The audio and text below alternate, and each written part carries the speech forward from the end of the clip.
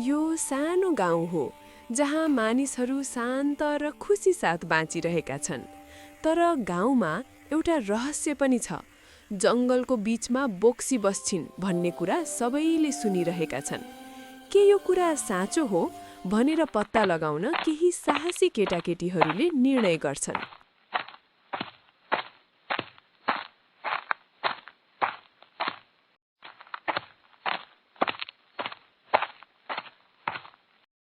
साथीहरू, तिमीहरूलाई थाहा छ, मेरो आमा बुबाले मलाई भन्नुभएको जङ्गलको बीचमा बोक्सी बस्छिन् रे।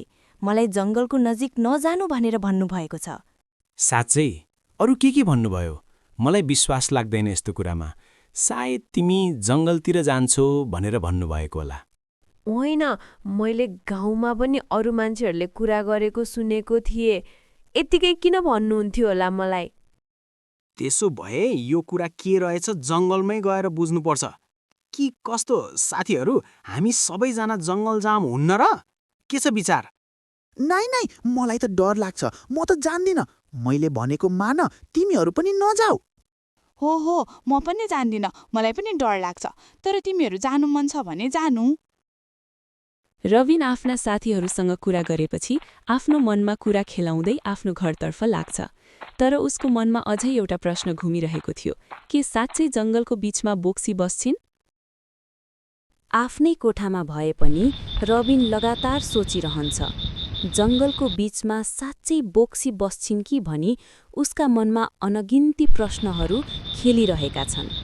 उसले आफ्ना साथीहरूले सुनाएको कुरा सम्झन्छ। डर लाग्छ, तर जिज्ञासा अझ ठूलो छ। आखिर उसले निर्णय गर्छ, यस रहस्यको उत्तर पत्ता लगाउन उसले जङ्गलतिर जानुपर्छ। भोलिपल्ट बिहानै रबिन जङ्गलतर्फ लाग्छ।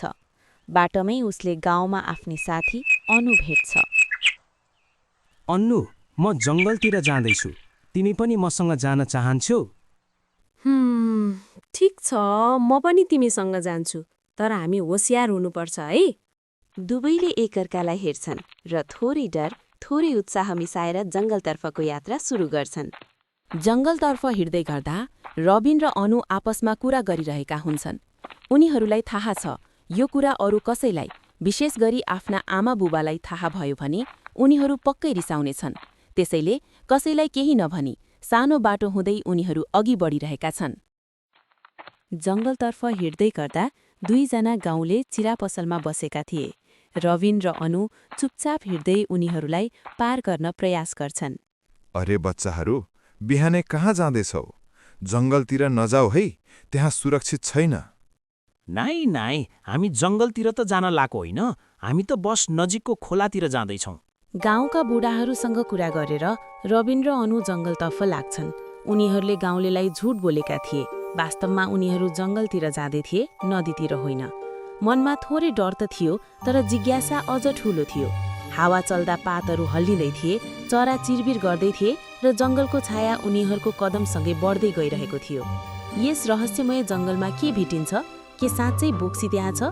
रबिन र अनु एकअर्कालाई हेर्छन्, चुपचाप अगाडि बढ्दै आफ्नो साहस परीक्षण गर्दै।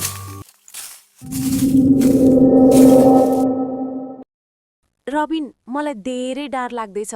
हेर, हामी त पहिले नै जङ्गलको गहिराईमा पुगेका छौँ। मलाई लाग्छ यहाँबाट फर्कनु राम्रो हुन्छ। अब अघि नजाऊ, केही भयो भने के गर्ने? डर नमान अन्नु, केही पनि हुँदैन।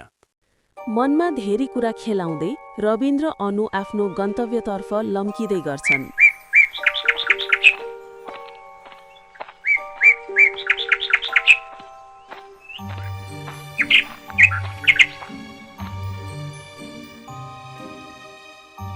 धेरै समय हिँडेपछि कुनै न कुनै तरिकाले रबिन र अनु अन्ततः त्यो ठाउँमा पुग्छन्। वरिपरि हेर्दा उनीहरूको आँखा अगाडि एक्लै उभिएको एउटा पुरानो घर देखिन्छ, जसले उनीहरूलाई अचम्मित र अलि डराएको महसुस गराउँछ। थोरै डर भए पनि रबिन र अनुले आफ्नो मनभित्रको साहस जुटाए। उनीहरूले एकअर्कालाई हेरेर अलि हल्लिँदै अगाडि बढे। पातहरू खस्ने आवाज, जङ्गलको सुक्खा हावा र घरको पुरानो ढोकाको गहिरो शान्तिले उनीहरू अझै डराए। रबिन र अनु घरको बाहिरबाट जोड-जोडले बोल्न थाल्छन्। दुवै डरले काँपिरहेका थिए, तर डरलाई पन्छाएर केही सुनिन्छ कि भनेर बोलिरहेका थिए। उनीहरूको स्वर टलटली महँदा एकअर्कालाई हेरेर पनि बोलिरहे। रबिनले अनुलाई ससाना स्वरमा भन्यो, सायद यस घरमा कोही बस्दैन। र अनु पनि डरले भरिएको तर जिज्ञासाले भरिएको आवाजमा उत्तर दियो। उनीहरू एकअर्कालाई विश्वास दिलाउँदै अझै एकपटक ठूलो स्वरले को हो भनेर सोध्न तयार भए। को हो त्यहाँ? को आवाज गरिरहेको छ?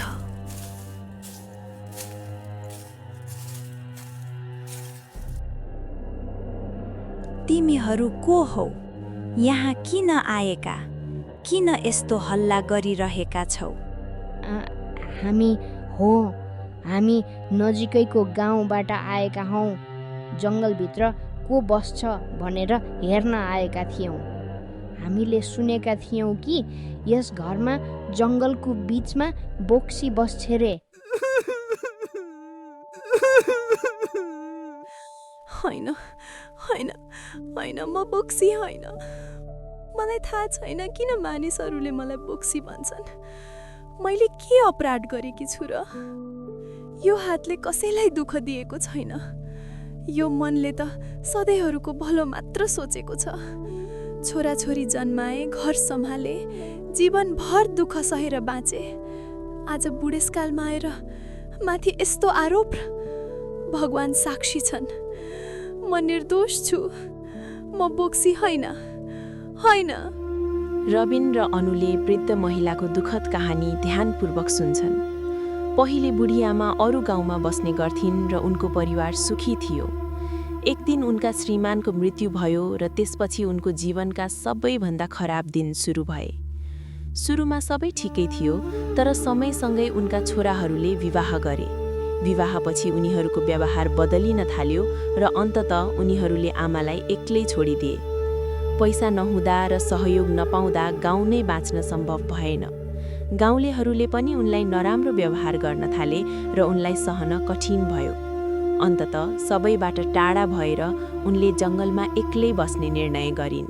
सबै कथा सुनेपछि बुढी आमाले रबिन र अनुलाई खाना पकाइन्। सबैले सँगै बसेर खाना खाए र एकअर्कासँग केही समय कुरा पनि गरे।